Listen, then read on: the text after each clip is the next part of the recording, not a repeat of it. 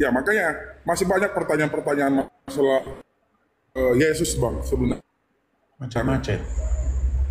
Ya masalah Gini bang, Tritunggalnya, intinya begini. masalah, halo bang, ya Agak-agak macam gini. gimana bang? Intinya begini bang, intinya pertama, kalau Anda menjadi seorang Muslim, maka yang berdaulat di hidupmu, di hatimu, itu adalah Allah dan Muhammad, betul? Betul. Kalau Anda jadi Kristen, yang berdaulat di hatimu itu Bapa, Putra, dan Roh Kudus. Nah, makanya begini bang. Tapi itu satu kesatuan. Ya, Bapa, Putra, dan Roh Kudus itu bisa dibedakan tetapi satu. Sama seperti begini bang, sama seperti begini. Bang Sandi dengan fotonya Bang Sandi. Fotonya Bang Sandi itu Sandi nggak? Jawabannya ya, iya ya bukan. Iya dan bukan, betul nggak? Iya, betul. Iya. Iya, karena itu adalah cerminan dari dirimu, karena itu adalah gambar dari dirimu, bukan karena apa? Karena kalau foto itu disobek-sobek pun, dibakar pun, buktinya Anda tidak terbakar. Gitu loh. Iya dalam pengertian apa, bukan dalam pengertian apa gitu. Nah sama seperti Yesus bang. Yesus itu adalah gambar daripada dia yang tidak kelihatan. Makanya apa kata Yesus? Barang siapa yang melihat aku, melihat dia yang mengutus aku. Jadi Yesus itu gambar daripada Bapa yang tak terlihat. Seperti itu. Pengejawantahannya bang, pengejawantahannya. Jadi bagaimana sih Bapa di surga yang dikatakan oleh Bible tak terhampiri, terang yang tak terhampiri. Kemudian dikatakan lagi langit adalah singgasananya dan bumi adalah tumpuan kakinya. Rumah apa yang hendak kau dirikan baginya? Ya kan? Yang begitu besar mengatasi segala jagat raya. Bagaimana? Bagaimana kita mengenal dia? Yang begitu ini dijewantahkan itu dengan perantaraan anaknya. Anak di sini bukan dalam pengertian terus dia kawin punya istri, bukan gitu bang. Jangan dipikir anak itu langsung oh berarti dia ada istrinya, bukan gitu. Contoh bang, saya kasih contoh. Misalnya, contoh misalnya saya paham bang. itu. Iya, aku anak Indonesia, langsung orang, mohon maaf nih, gorila nanya, bro, siapa istrinya Indonesia? Nah itu gorila pak, gitu. Nah Yesus sebagai anak itu bukan berarti Bapak di surga itu punya istri, enggak, gitu loh. Nah, gini ya, pertanyaan kan bukan yang itunya, konsep itunya pak. Gimana? Bapak Tuhan, betul? Yesus, Tuhan, anak Tuhan, iya, gitu, ya kan? Iya. Ya konsep Tritunggal itu yang menurut aku itu enggak bingung, aneh. itu kan ada dalam agama Gini Islam. bang, contoh gini, ya kalau Islam jelas bang. Bukan, yang seperti itu ada dalam agama bang. Islam bang. Enggak, yang barusan abang bilang itu ada dalam agama Islam. Masalahnya kita ini pakai terjebak dari bahasa Indonesia. Gini, kata Tuhan itu kan bahasa Indonesia. Bahasa Inggrisnya itu Lord. Bahasa Arabnya itu Rob. Nah, kalau Rob bang banyak pengertian bang. Iya, tapi kan Rob juga. Coba kata Rob itu apa dalam Al-Quran? Arti terjemahannya? Enggak gini bang, kalau kita itulah kembali lagi kata bang, terjebak dari bahasa Indonesia bang. Iya, makanya saya bilang gini bang, di dalam agama Islam Allah itu Rob, Muhammad juga Rob. Betul. Kenapa Anda nggak bingung? Bang, sedangkan dalam agama Kristen, bang. Yesus itu Tuhan, Bapa itu Tuhan, Anda langsung mendadak bingung. Gimana? Enggak. Dalam agama Islam kan ada kayak begitu.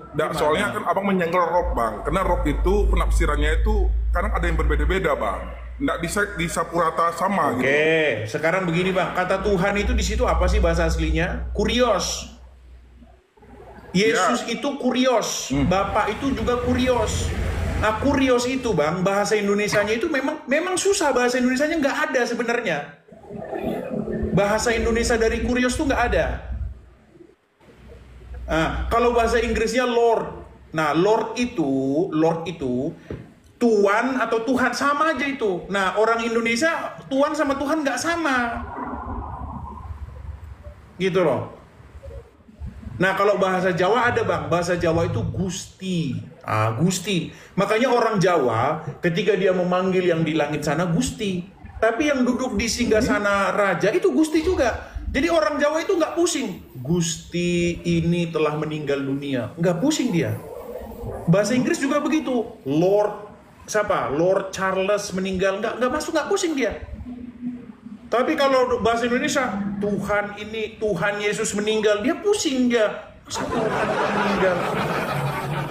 Gitu. Karena kata Tuhan itu sudah dikunci hanya kepada sosok tertentu. Padahal sebenarnya kata Tuhan itu artinya itu Tuhan gitu. Tuhan itu ya Tuhan itu sebenarnya. Tahu, saya tidak tahu, sama itu sebenarnya. Tuhan sama Tuhan itu ya sama juga sebenarnya. Cuman orang Indonesia beda-bedain. Kalau di Islam bang, roh itu kan bang, bukan untuk penyembahan aja bang. Iya, sama seperti kata bukan roh. Tuhan aja bang. Iya, di Arab pun begitu. Roh itu bisa kepada manusia, bisa kepada Allah, bisa. Makanya kalau ada roh meninggal nggak masalah dalam bahasa Arab. Tapi roh yang Allah tidak meninggal. Tapi roh yang Muhammad meninggal. Nah begitu juga dalam kekristenan. Kata Tuhan itu kalau ditujukan kepada Bapa tidak meninggal. Kalau Tuhan yang dimaksud di situ Bapa di sorga itu nggak pernah meninggal. Yang meninggal itu anak yang menjadi manusia, firman yang menjadi manusia, Tuhan yang ditujukan kepada Yesus meninggal tetapi bangkit. Nah bedanya roh kami bangkit, roh kalian masih ada dalam kuburan. Bentar bang. Gitu. Berarti analoginya begini ya bang ya. Begini ya, yang mengenai Tritunggal tadi ya. Berarti Yesus diturunkan ke bumi adalah Tuhan berbentuk manusia. Ya. Di langit ada juga Bapa. Ya. Berarti ada dua dong. Tiga sama Roh Kudus. Yang dilahirkan Maria gitu. Tiga sama Roh Kudus, satu belum ada Roh Kudus. Sama Roh Kudus saya. Iya. Sama Roh Dan Kudus. kalian ada dua. Jadi gimana itu? Dan kalian ada dua. Oh ada dua? Iya, Allah dan Muhammad. Enggak bang. Nah, gimana? Konsep kita enggak gitu bang. Muhammad ya sudah, sekarang gini. Sekarang segini. Gimana? Bagaimana caranya Anda mengikuti Allah tanpa ngikutin Muhammad? Bisa nggak? Muhammad itu yang diutuskan Allah. Enggak, segini bang. Kita ini terjebak gini loh bang. Gini, dengerin bang ya, biar abang paham. Gimana? Mentuhankan itu artinya membuat diri kamu takluk kepada Dia. Itu maksudnya mentuhankan. Contoh gini. Al-Quran berkata tentang adanya orang-orang yang mentuhankan hawa nafsu. Tahu nggak bang? Ya. Artinya orang-orang tersebut menaklukkan diri kepada hawa nafsunya, betul? Benar, ya. Nah, ada juga orang-orang yang mentuhankan iblis, mentuhankan setan, betul? Betul. Mereka menghambakan dirinya kepada setan, menaklukkan dirinya kepada setan. Mereka melakukan keinginan-keinginan setan itu.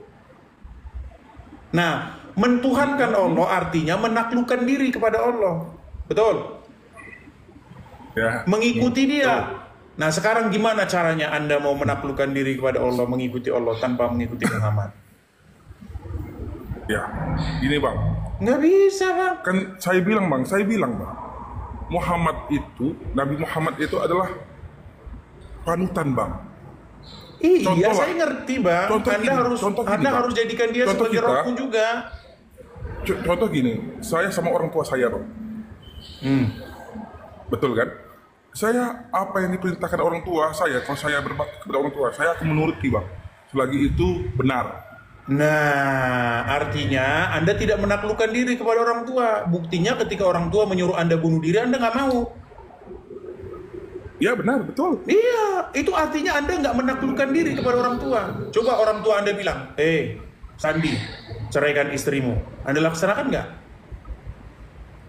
Ya, kan? Enggak lah bang. Iya, karena Anda memang sebenarnya Anda tidak menuhankan orang tua. Anda tidak menaklukkan diri kepada orang tua. Nah, sekarang saya tanya. Analoginya, bang. Kalau Allah yang memerintahkan, boleh nggak dibantah? Nggak boleh bang. Nggak boleh. Kalau Allah memerintahkan terjun dari jurang, laksanakan nggak? Ya, kalau itu disuruh ya gimana bang? Iya. Kalau Allah yang nyuruh, Tetap. Anda harus laksanakan. Itu tanda Gini, bahwa Bang. Anda itu melakukan submission. Anda melakukan ketaklukan kepada Dia.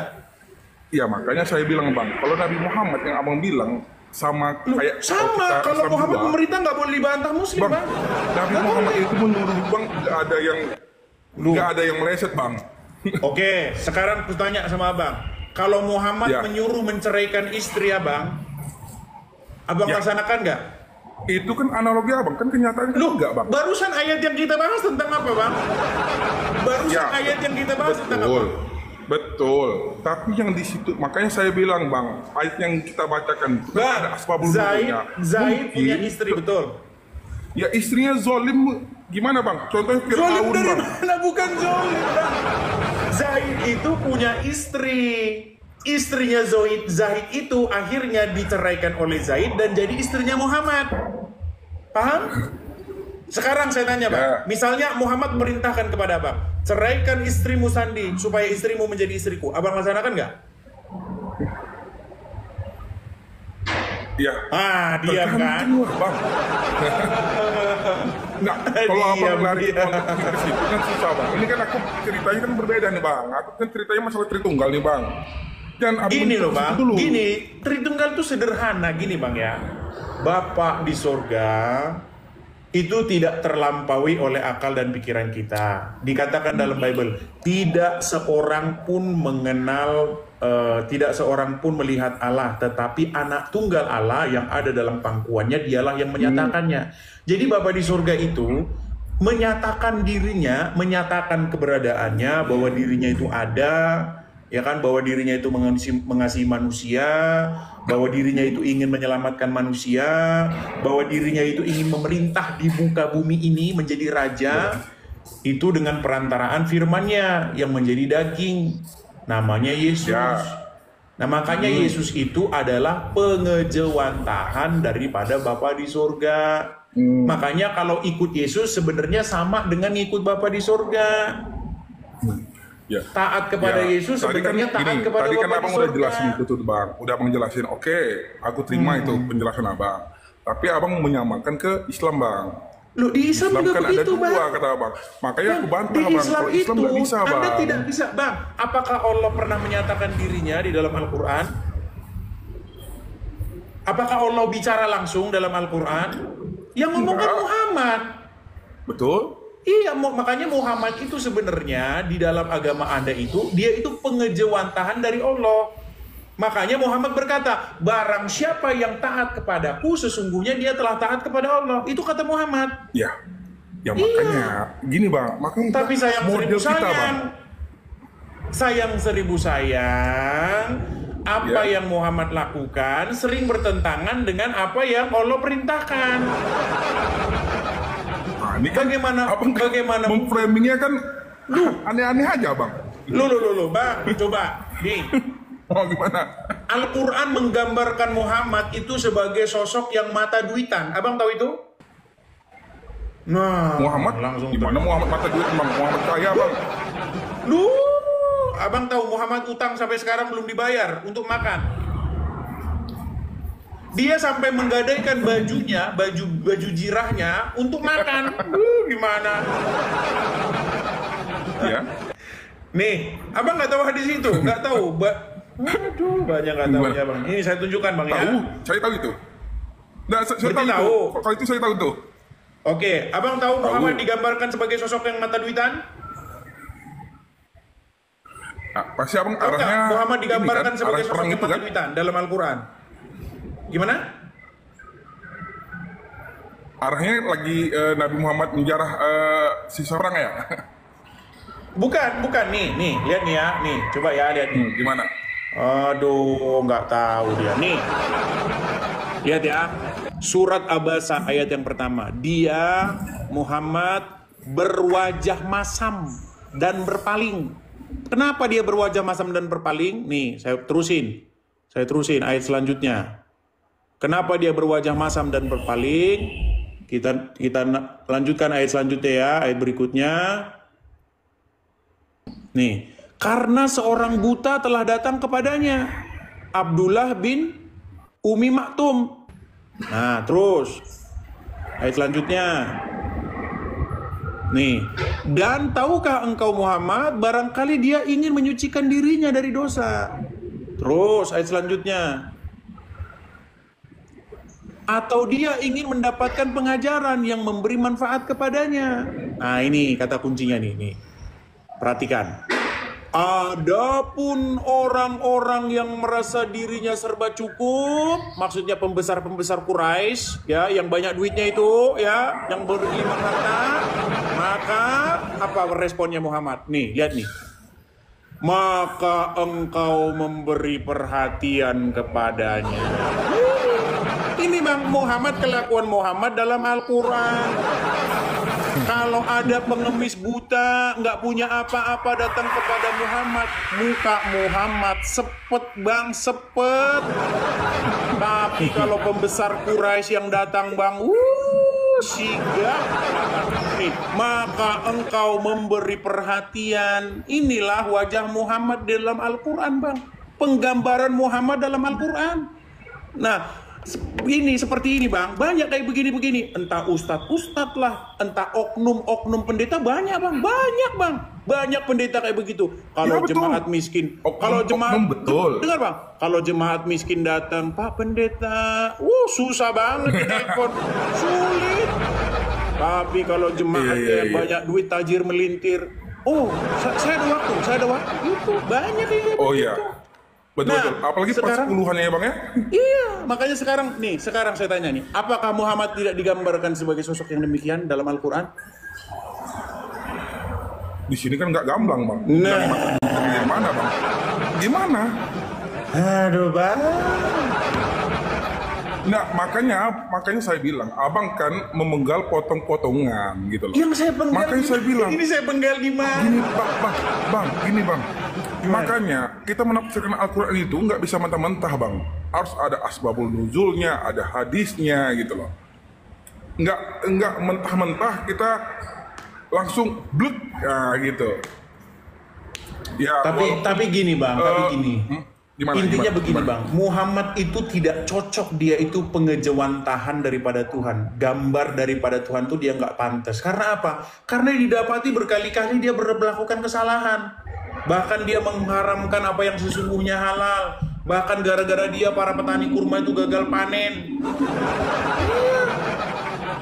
Makanya Bang, yang cocok menjadi gambar daripada dia itu hanyalah Yesus Bang. Makanya Bang datang kepada Yesus. Iya. Datang kepada Yesus Bang, karena Yesus berkata, "Akulah jalan dan kebenaran dan hidup. Berbahagialah orang yang tidak kecewa dan menolak aku." Gitu Bang. Karena banyak yang dilakukan oleh Yesus itu memang ditolak oleh orang. Bahkan Yohanes Pembaptis sekalipun dia sempat meragukan Yesus. Yohanes Pembaptis mengutus utusannya supaya datang kepada Yesus dan bertanya, "Adakah engkau yang akan datang itu?" Apa jawab Yesus? Yesus nggak jawab iya atau tidak, enggak. Yesus jawab, "Orang buta melihat, lumpuh berjalan, tuli mendengar, orang mati dibangkitkan. Percayalah, berbahagialah mereka yang tidak kecewa dan menolak aku." Itu kata Yesus. Gitu loh Bang. Makanya kita ini semua Bang, kita ini disebutkan dalam Bible orang-orang yang tinggal dalam kegelapan. Disebutkan dalam Bible, bangsa-bangsa yang tinggal dalam kegelapan telah melihat terang yang ajaib. Makanya Bang datang kepada terang itu, yaitu Yesus. Akulah terang dunia. Malah datang kepada Muhammad. Berarti Yesus bisa menggantikan Muhammad gitu Bang ya? Saya suruh Anda menggantikan Muhammad di hati Anda itu dengan Yesus. Karena yang berdaulat. Tuh. Yesus berupa Nabi atau Yesus berupa Tuhan nih? Gini ya, saya kasih tahu. Di hati umat Islam, yang duduk bertahta di hati orang Islam itu Muhammad dan Allah. Nah, ganti Bang, ganti dengan Yesus, dengan Bapa di surga dan dengan Roh Kudus. Gitu. Iya, supaya yang mengendalikan hidup Abang itu Roh Kudus, bukan Muhammad. Kalau Muhammad yang mengendalikan hidup Abang nanti punya duit pergi ke Arab, menciumin batu di sana. Ya memang itu Bang. menciumi batu itu nggak wajib, Bang. Loh, Bang, umat muslim berbondong-bondong ke Arab nyiumin batu loh, Bang. Bang, ya berbondong-bondong. Itu kan kalau pemikiran saya itu nggak wajib, Bang. Itu karena Nabi Muhammad aja mencontohkan, Bang, makanya diikutkan, tapi tidak diwajibkan. Gitu. Yesus nggak pernah, Bang, Nggak ada cerita cium-cium. itu. Bang, Yesus nggak pernah cium-cium batu, Bang. Muhammad dia cium-cium batu. Tahu nggak, Bang? Di dalam Al-Quran, barang siapa yang melakukan perbuatan mubazir, maka itu sahabatnya setan. Betul nggak? Betul. Nah, perbuatan mubazir itu adalah perbuatan setan. Betul. Sekarang saya tanya, Bang, nyumin batu fungsinya apa? Nggak ada fungsinya. Ah, Muhammad nyumin batu nggak? Ya betul. Berarti dia melakukan Bang, perbuatan malah- mubazir nggak? Kalau saya sih bilang itu mubazir sih enggak sih, Bang. Nah, tadi katanya mubazir, sekarang nggak mubazir. Enggak, gini Nabi Muhammad itu mencium batu, sedangkan aja sahabat Nabi Muhammad, Bang, Umar bin Khattab, Bang. Iya, Apakah Umar bin Umar bin Khattab berkata, sesungguhnya engkau hanyalah sebongkah batu. Kalau saja Rasulullah tidak menciummu, maka aku tidak akan menciummu. Umar bin Khattab itu saja, jelas tuh, Bang. iya, Umar bin Khattab saja di akalnya berontak, di hatinya berontak. Ini kan cuma batu doang, ya kan? Yang tidak Betul. dapat mendatangkan mudarat, yang tidak mendatangkan bahaya Bang. atau manfaat, betul. Tapi tidak menggoyangkan keimanannya, Bang. Maksud saya begini, Bang, Umar bin Khattab saja di hatinya bergolak, ini batu kok dicium-ciumin, tidak dapat mendatangkan manfaat atau bahaya. Tapi karena Rasulullah menciummu, maka saya menciummu. Artinya Umar bin Khattab tahu bahwa itu perbuatan mubazir, nggak mendatangkan manfaat, nggak datangkan bahaya. Padahal dalam Al-Quran dikatakan apa? Barang siapa yang melakukan perbuatan mubazir, maka itu sahabatnya syaitan. Betul? Ya, ayat itu betul. Nah, Muhammad melakukan perbuatan mubazir nggak? Kalau saya sih nggak mubazir itu, Bang. Terus apa manfaatnya cium-cium batu? Mubazirnya apa? Iya, mubazir. Oke, dari sekarang mana saya tanya bisa apa bilang manfaatnya cium-cium batu coba? Nggak ada manfaatnya, Bang. Iya, berarti mubazir nggak, Bang? Itu sama kayak begini loh, Bang. Ini ada botol nih, botol aqua nih, ya kan? Ini ada botol aqua. Nah, botol-botol aqua ini misalnya kayak gini. Nggak ada manfaat ini, tapi kayak gini. Ini gini terus. Ya. Orang datang dari Afrika gini-gini. Orang datang dari Indonesia gini. Ini perbuatan mubazir, Bang. No, karena nggak ada gunanya, nggak ada manfaatnya. Gitu loh. Nah, bayangkan, Bang, berapa banyak rakyat nabung puluhan tahun sampai sakit pinggang mencari uang untuk pergi ke Arab nyiumin batu. Nah, konsepnya pergi ke Arab, ke Mekah, Bang, bukan untuk nyium batu aja ya, Bang. Bang, di dalam Al-Quran gak ada, Bang, perintah untuk naik haji ke Mekah, Bang. Gak ada. Di dalam Al-Quran itu diperintahkan untuk naik haji ke Baitullah. Gak ada. Baitullah di Mekah itu gak pernah ada dalam Quran. Baitullah itu tempatnya bukan di Mekah dalam Quran, di Baka. Tapi orang Islam edit Baka jadi Mekah. Iya, shalom teman-teman semua. Terima kasih sudah menonton video ini dan kiranya video ini menjadi pelajaran bagi kita semua dan terlebih-lebih bisa mencerdaskan, menyadarkan saudara-saudara kita para polemikus muslim yang selama ini selalu membahas ayat-ayat Alkitab, baik itu oknum-oknum ustadz maupun para mualaf dan banyak juga kaum awam yang mereka tampil di TikTok ini teman-teman untuk membahas ayat-ayat Alkitab yang dimana mereka selalu menyampaikan fitnahan, tuduhan terhadap kekristenan dan mereka selalu mencap bahwa orang Kristen itu menuhankan manusia.